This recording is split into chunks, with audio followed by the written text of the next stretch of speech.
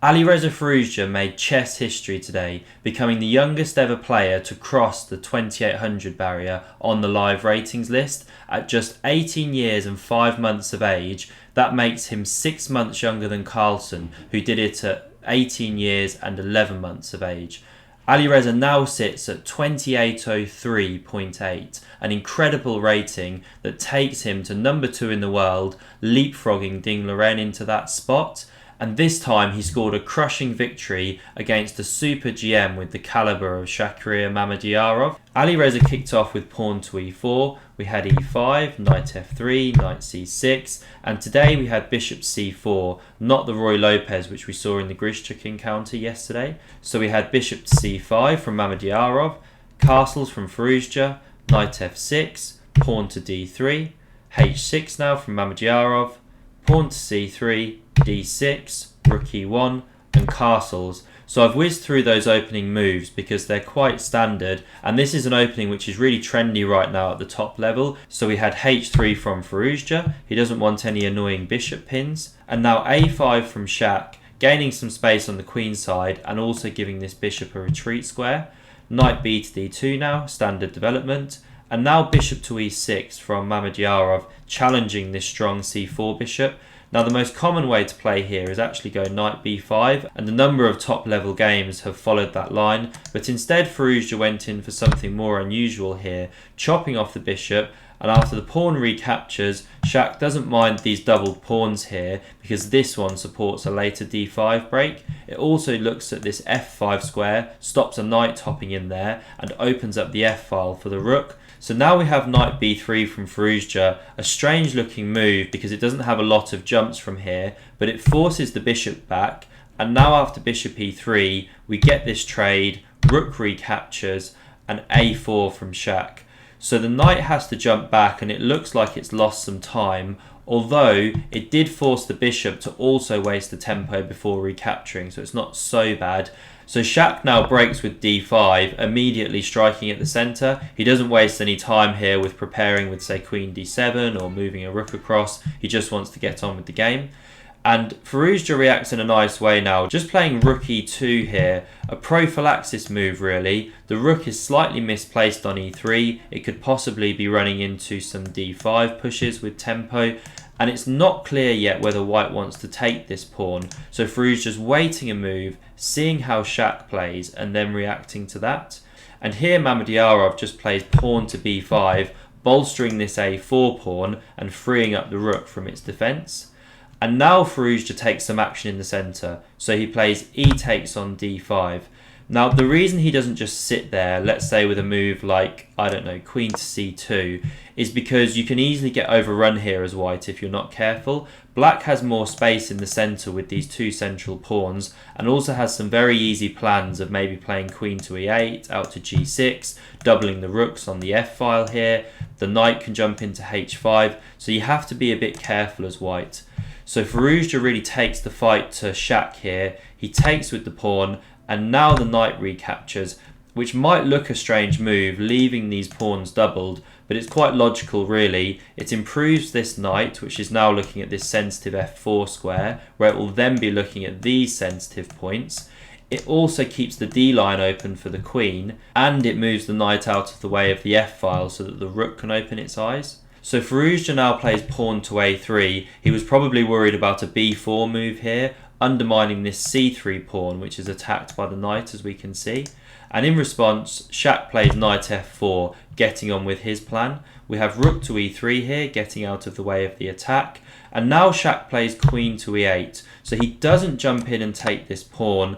The reason being, white can respond with queen to e2. And after the knight moves away, let's say back to f4, then we pick up the b5 pawn, and white is much better here.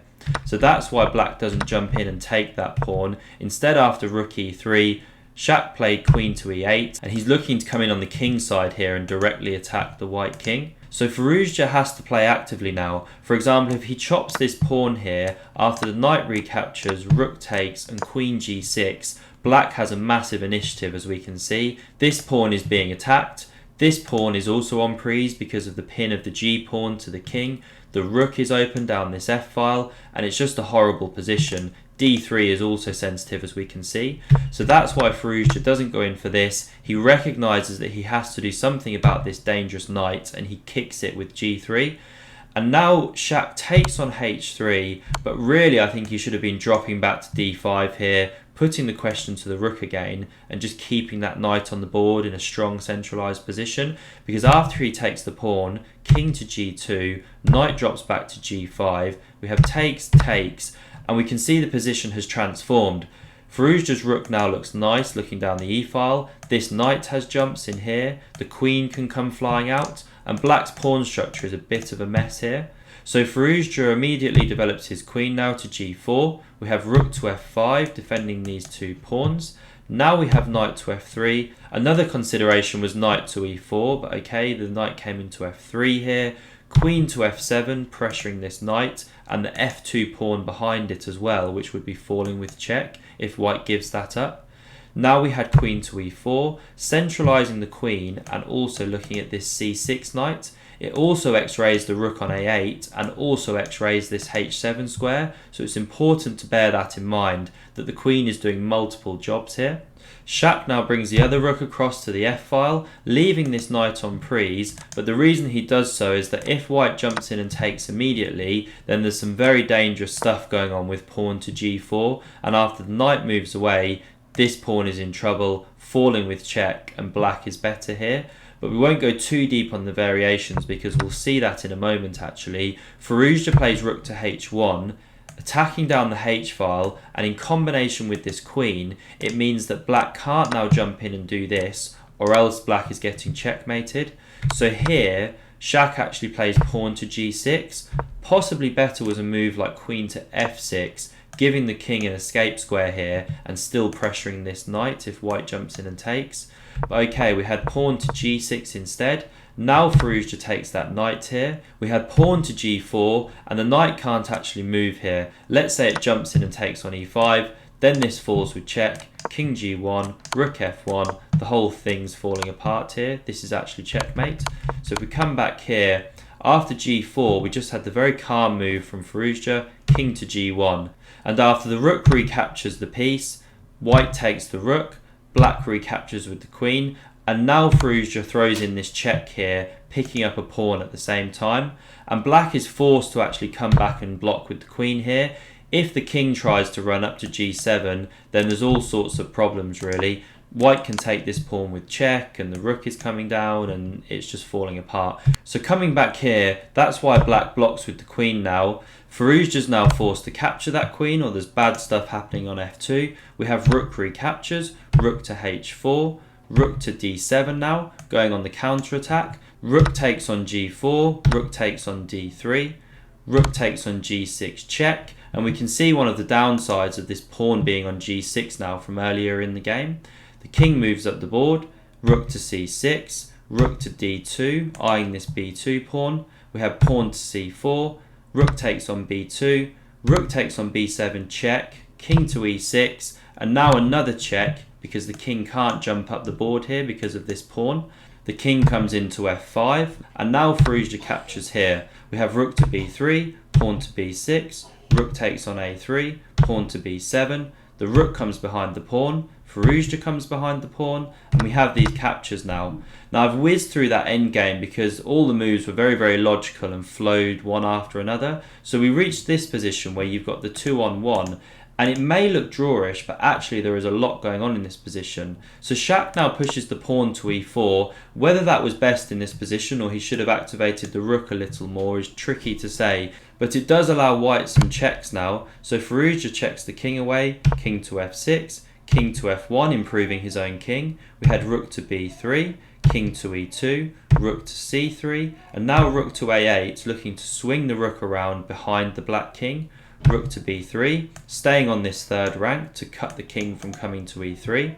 Rook to F8 check, king to E5, king to F1 now. So Firouzja starts to reroute the king back to the king side, and we note that the black king has now been cut, but it was difficult for black.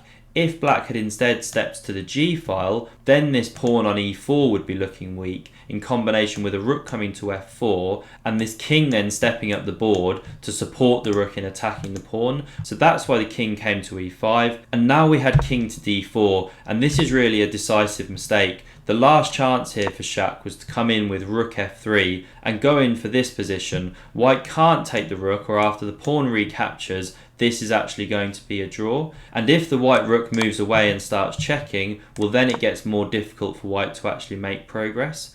So coming back here, that would have been the best try, but Shak played king to d4, and now we can see a big problem, which is that this king is getting cut off from the kingside pawns. So we had king to g2 from Firouzja, rook to b7 from Shak, king h3, king to e5, and now pawn to g4 gets these kingside pawns marching, and there's really nothing black can do here. So Shak played king d5 and actually resigned in this position, and with that Alireza went to number 2 in the world and over 2800, an incredible achievement. If you've enjoyed these videos and want to see every game from the World Championship match coming up, then click subscribe here, and I hope to see you again on those videos in future. Thanks for watching.